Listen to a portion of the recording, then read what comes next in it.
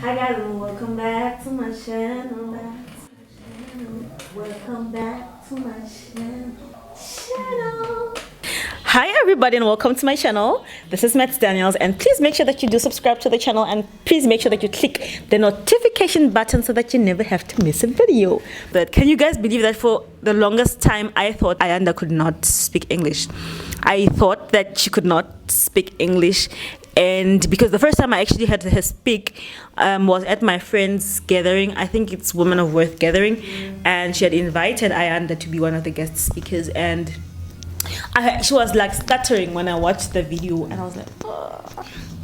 You know, so I like kind of like had to return her off.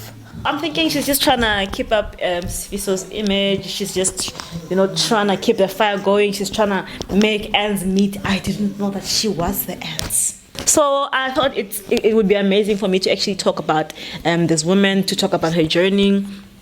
And before I also get into the thing is, for the longest time, I thought my dad was cool. He was amazing. He was like super, and you know.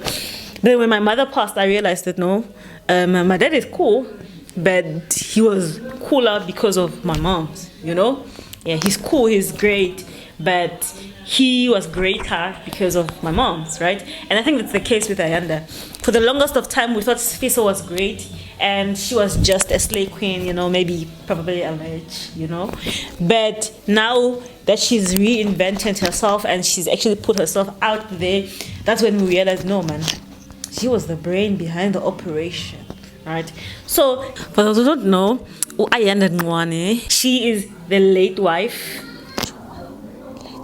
She is the wife of the late Sifiso NCWANE, the great singer of Kulungile, Kulungile, that song.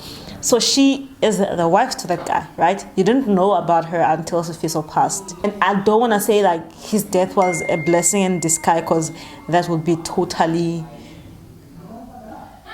out of the question. It would just be a preposterous. Wow. I'm so good at this English thing these days. So Ayanda was born in a place called Ndwendwe, all the way from Durban, right?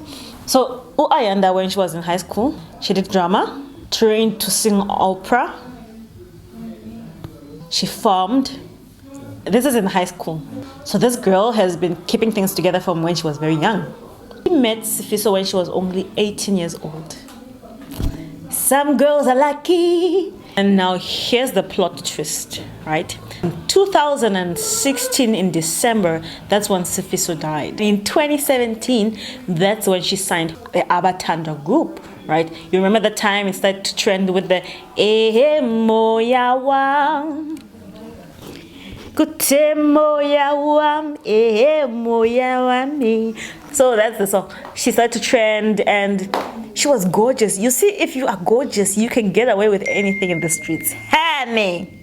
After signing ABATANDA in 2017 and releasing their first song, that is when in 2018 she released her first book, which is called For the Love of Sifiso. And I think that's when everyone was like, yes, girl, you go get the bags, you know. But I think as of that time, we still thought, you know, she's just trying to make ends meet, you know, like I'm guilty, you guys. From that signing the group, we just saw her here and there, you know, especially on the social media streets. You know, people write about her. I think there was a time when they wrote about her dating one of the members of ABATANDA, and she cleared things up that it was not true. They were not dating, and you know, everything blew up. You know, she was on Instagram. She was slaying. She was doing amazing things, and we see her driving the cars, keeping the home together, and you know, we're like, wow, God is amazing. God, He's the one that works wonders. And after that, that's when we saw her on the Real Housewives of Durban. Right? I was surprised. I was like, okay, you go, girl. So we saw her on the Housewives of Durban, and wow, she blew us. I mean, me. I'm us. Us is me. She blew me, and a whole lot of people, I'm sure, like she blew us away. She was outstandingly gorgeous, powerful, feisty, a businesswoman, so well spoken. I was like drooling over her for like the first 2 episodes. I was like, oh my God, oh my god, she's gorgeous, oh my god, she's smart, she's intelligent. Like, what? You know, I'm so happy about this show because I feel like we got to finally meet the real Ayanda, and everyone, when I say we, I mean even you know you fell in love with her. So please now. So we fell in love with her, and she was just amazing and beautiful and glorious, and she dresses to kill. Like, honey, Pupo is doing the things with those outfits.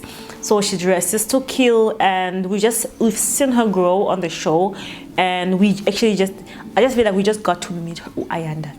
We got to meet her, and we got to meet how powerful she is, you know. And on the show, she's been slaying. And one of the most important things that I love about Ayanda NCWANE is that for the first time in the history of television in South Africa, there is someone that represents Christianity in a good, right way. Most of the time when people get featured on TV shows, you know, they always post that part about them that's not pleasant. They always post that part about them that is just not so amazing, you know. So I'm just happy that for the first time we got to see, you know, the real Ayanda. We got to see a real church girl, you know, and church represented in a right way. And for that, I am so proud of Ayanda. I yes her, you know. I feel like she is an epitome of she is what a lot of women, a lot of church girls want to become one day. And just looking at her, I feel like it's going to give a lot of girls a lot of hope. It's going to give a lot of girls faith, and it's just going to make things even more amazing for us. Thank you so much for watching, and I hope you subscribed and click on the notification button so that you never have to miss a video ad or anything. So thank you guys so much. I love you.